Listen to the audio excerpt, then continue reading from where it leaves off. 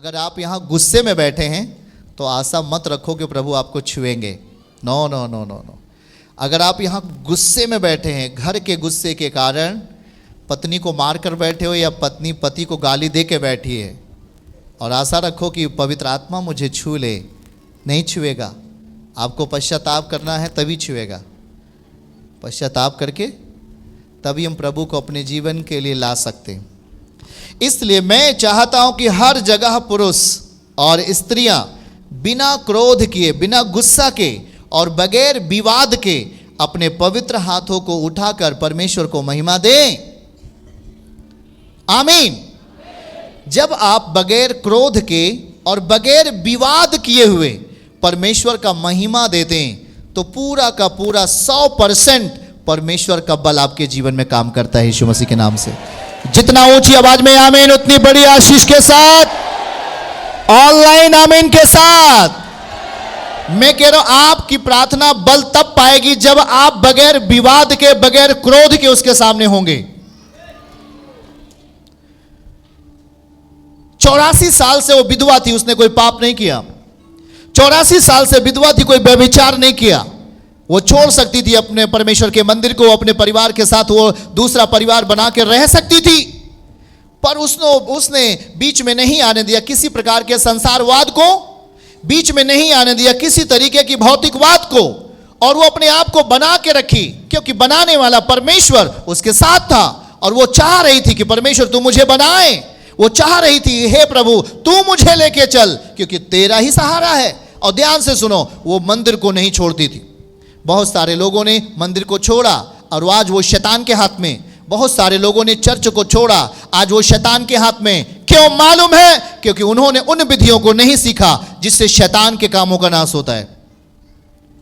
उन तरीकों को नहीं सीखा, उन बातों को आत्मा में नहीं ले सका जिससे दुष्ट आत्माओं का काम खत्म होता है। उन चीजों को अपने जीवन में नहीं बैठा सका, अपने मन में उन चीजों को नहीं ला सके, इसलिए वो दुष्ट आत्माओं के साथ में। आप इस बात को समझ लो कि परमेश्वर ने उस स्त्री के ऊपर अपना भेद प्रकट किया, जो स्त्री 84 साल से विधवा थी और बगैर पाप में, बगैर पाप किए हुए, बगैर विवाद किए हुए, बगैर क्रोध के साथ जीवन जी रही थी परमेश्वर की उपस्थिति में। उदाहरण के लिए अब आपको अपने जीवन में पवित्रताई के साथ जीवन जीना है।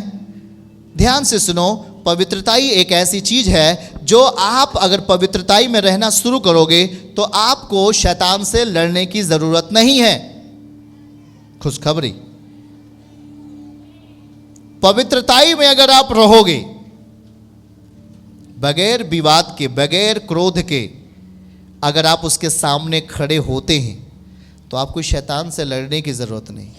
आप खड़े रहो, वो भाग जाएगा। आमीन आमीन आमीन। आपको केवल परमेश्वर की आत्मा में बने रहना है, वो आपको छू भी नहीं पाएगा, वो आपको टच नहीं कर सकता। आपके अंदर से दुष्ट आत्माएं कैसे निकलती हैं, आपके अंदर से बीमारियां कैसे चली जाती हैं?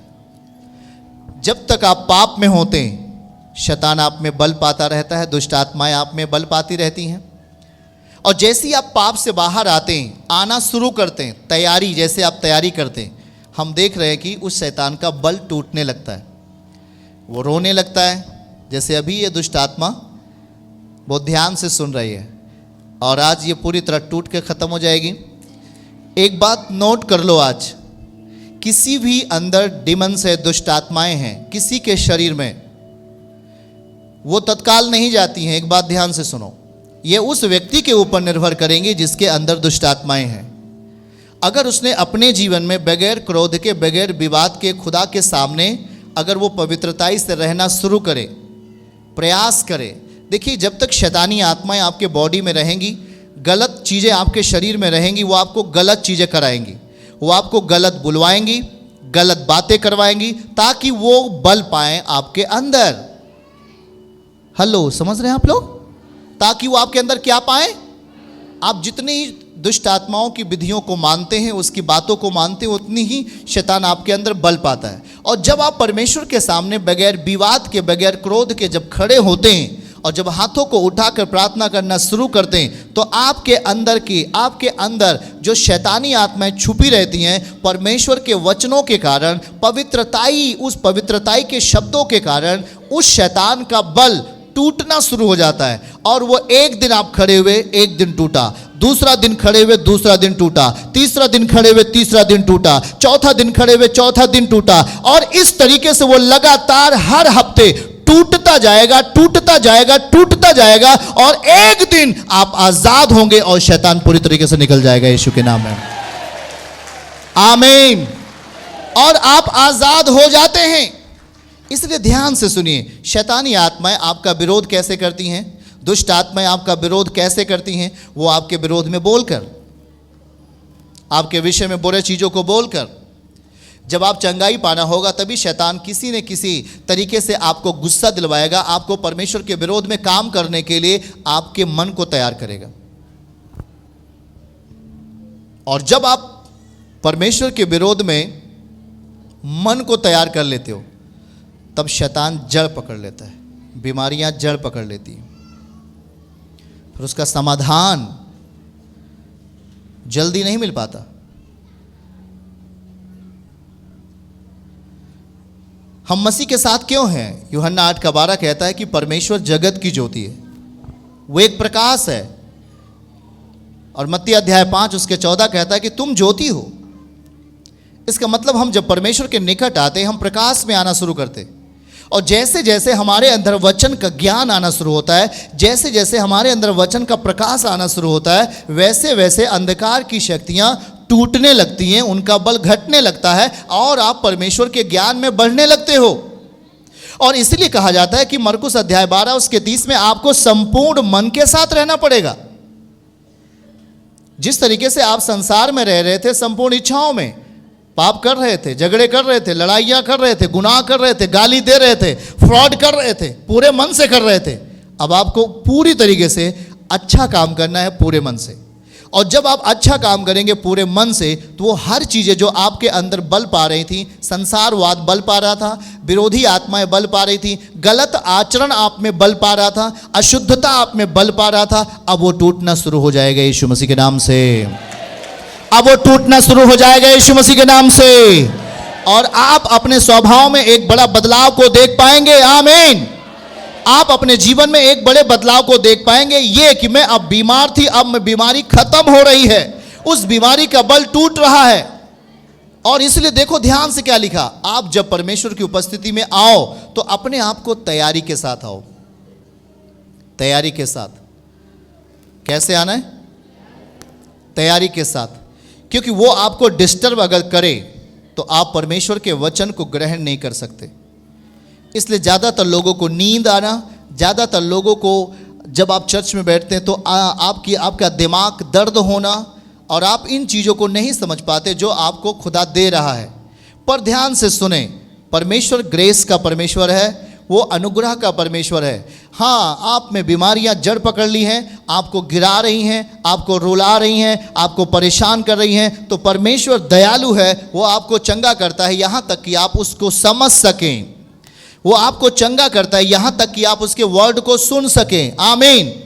और तब हमारे लिए एक रास्ता खुलता है, हमारे लिए एक रास्ता तैयार हो जाता है। हालेलुया। और हम उस रास्ते को पकड़ लेते हैं, उस परमेश्वर के वचन को पकड़ लेते हैं और कहते हैं, परमेश्वर तेरा वचन मेरे लिए, मेरे पांव का दीपक और मेरे मार्ग के लिए उजियाला होगा, यीशु के नाम से। आमीन। और जब आप चलना शुरू करोगे, परमेश्वर आपके साथ चलना शुरू करेंगे। आमीन। बगैर विवाद के। देखो फिर से 1 तीमुथियुस, उस वर्ड को जल्दी से लेके आओ। 1 तीमुथियुस लिखा क्या है? बगैर विवाद के। बगैर विवाद के। देखो जल्दी से, हमारे साथ पढ़ेंगे उसको फिर से, इसको ध्यान से देखो। 1 तीमुथियुस 2:8, इसलिए मैं चाहता हूं कि हर जगह पुरुष और या स्त्रियां, इसमें केवल पुरुष लिखा गया है, हर जगह पुरुष या स्त्रियां, भाई या बहन, बिना क्रोध के और बगैर विवाद के पवित्र हाथों को उठाकर प्रार्थना करें। कौन से हाथों को उठा के प्रार्थना करें?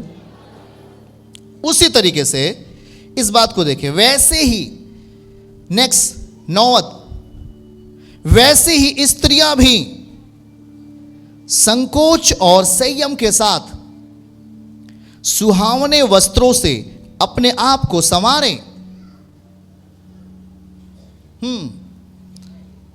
आज स्त्रियों का नंबर है। सब लोग कहिए आमीन। वैसे स्त्रियां भी संकोच और संयम के साथ, क्या आप संकोच करती हैं?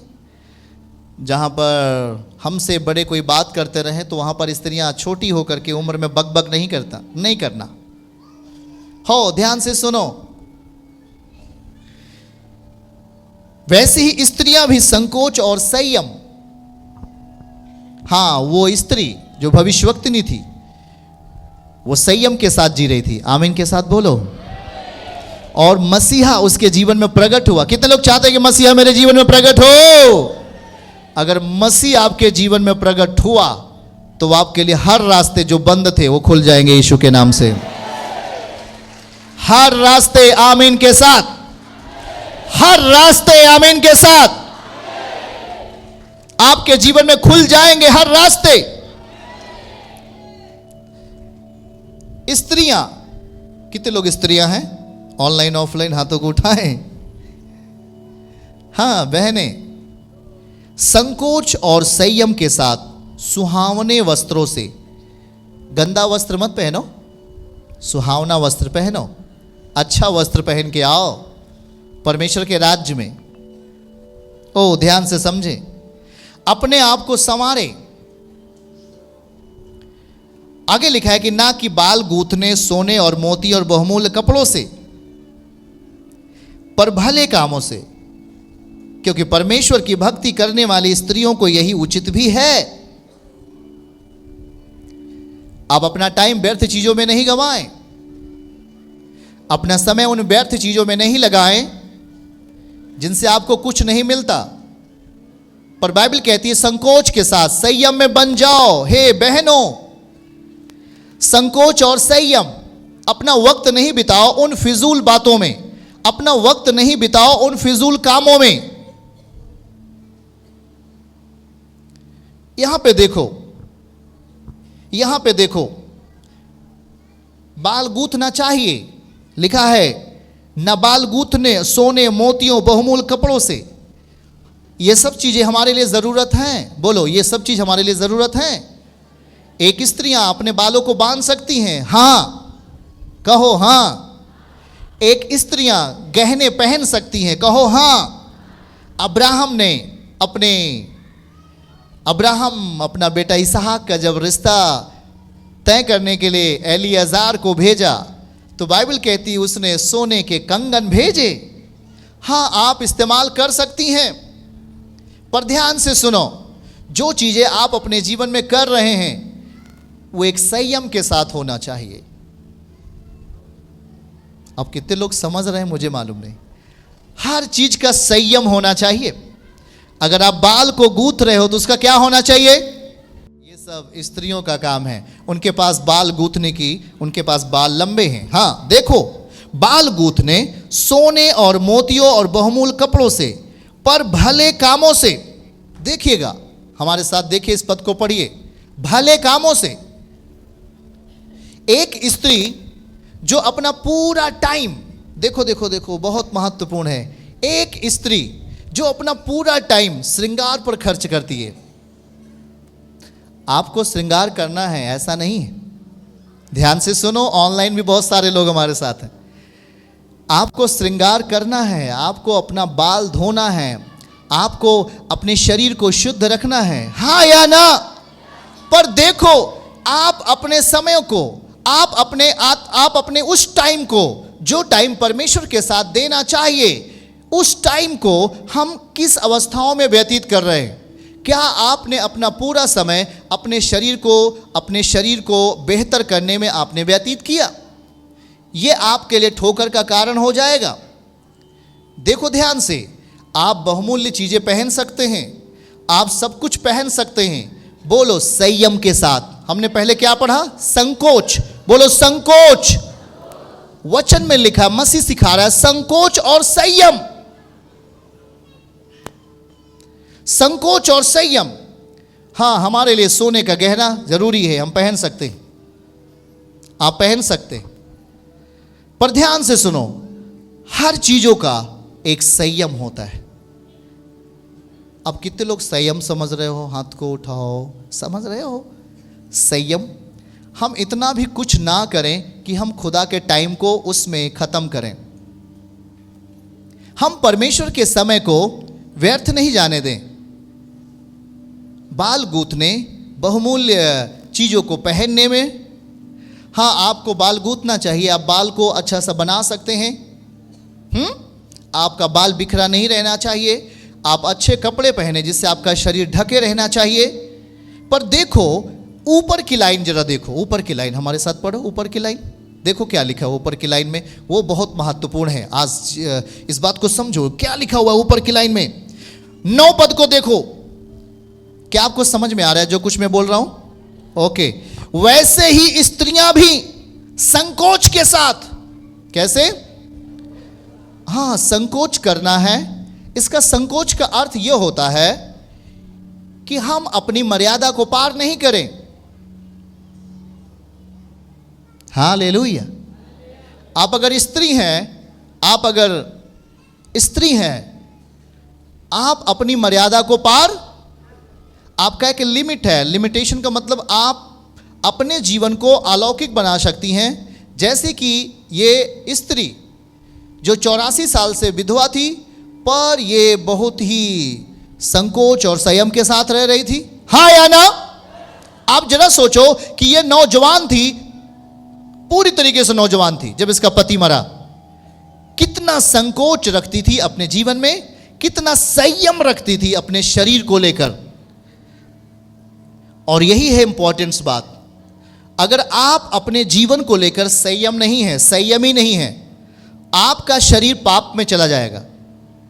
वैसे भाइयों के लिए भी मैं बोल रहा हूं, अगर हम संकोच में नहीं हैं, स्त्रियां खास रूप से बहनों के लिए, हम जब परमेश्वर के समीप हों तो ध्यान से सुने कि संसार में बहुत सारे लोग हैं आपसे मजाक करते।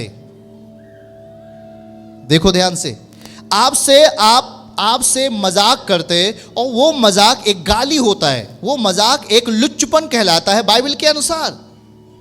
और वो आपसे मजाक करता है और आप भी उसका अच्छा सा मजाक करते हो। सावधान हो जाओ, ऑनलाइन जितने लोग हैं सावधान हो जाओ, क्योंकि यदि आप एक मसीही हैं, आप इस तरीके का मजाक अपने जीवनों के लिए लेके आएंगे, आपकी आत्मिकता बल नहीं पाएगी परमेश्वर के राज्य में। और आप संकोच और संयम के साथ जीने की अपेक्षा आप पाप के स्तर पे चले जाएंगे। संकोच और संयम आपकी आत्मा को मसीहत में बल देगा। अगर आप एक मसीहत है तो आज से मजाकबाजी करना बंद करो। वो चाहे भाई हो चाहे बहन, आज से मजाक करना बंद करो। आपका मजाक आपकी आत्मिकता को ले डूबेगा। आपका मजाक आपकी आत्मिकता को नरक के लिए तैयार कर देगा। ध्यान से सुनो, हम उस भाई से प्रेम से बोल सकते हैं, उनसे आदर के साथ बोल सकते हैं, संयम के साथ बोले, और संयम के साथ हम अपने वस्त्रों को पहने। हमारे वस्त्र ऐसे भी नहीं हो कि हमारे अंग दिखाई दें। हेलो, समझिए बात, बहन जी लोग समझो, हमारे वस्त्र ऐसे भी नहीं हो कि हमारे शरीर के अंग दिखाई दें। और हम देखो इन बहुत बातों में हम फेल होते हैं, और इसलिए वहां पे इस बात को लिखा पौलुस ने, सोने और चांदी के गहने, बहुमूल्य कपड़े और बाल गूंथने, इससे अच्छा है कि वो स्त्रियां एक भला काम करना शुरू करें। हाँ, मैं ये कह रहा हूं आपको कलीसिया के द्वारा, आप गहने पहन सकती हो, पर उसमें हमारा संयम दिखाई दे। आप कपड़े पहनो, उसमें संयम दिखाई दे, संकोच दिखाई दे। हाँ या ना?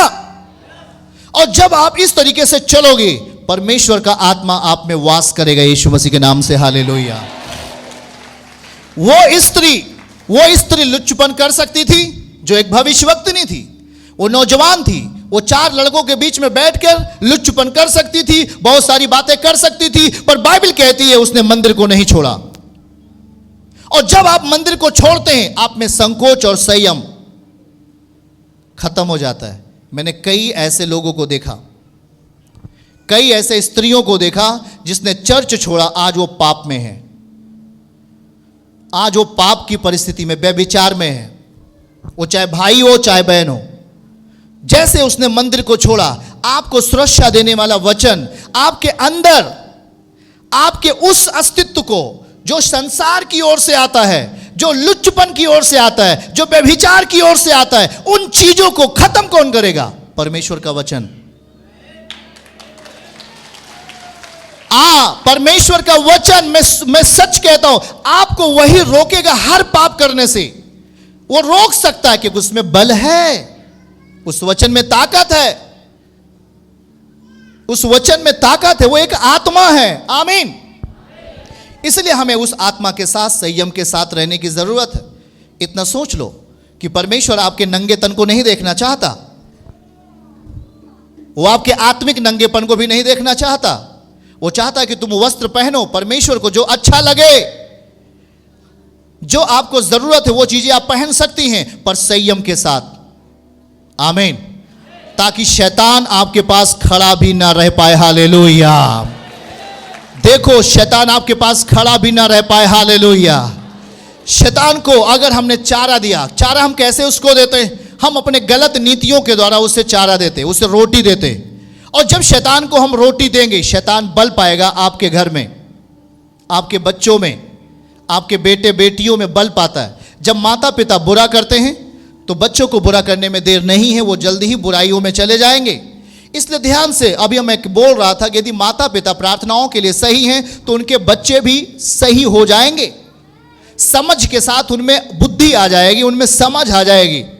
पर आप अपने जीवनों को संयम के साथ लेके चलो। कितने लोग हाथों को उठाए? आज बोलो, संयम के साथ चलना है हमें। ओ, संयम के साथ। और इसलिए यहां पर यह वचन कहता है, फिर से देख लो जल्दी से हमारे साथ, इस पद को पढ़ो। क्या कहता है? पर भले कामों से, 10 पद में लिखें, भले कामों से, क्योंकि परमेश्वर का भक्ति करने वाली स्त्रियों को यही उचित भी है। हालेलुया। ऐसा नहीं कि परमेश्वर स्त्रियों को कम प्रेम करते। जितना पुरुषों का प्रेम होता है उतना स्त्रियों से भी परमेश्वर प्रेम करते हैं, एकदम बराबर। 1% भी कम परमेश्वर प्रेम नहीं, कम नहीं करते, पूरा बराबर करते। Hallelujah, hallelujah.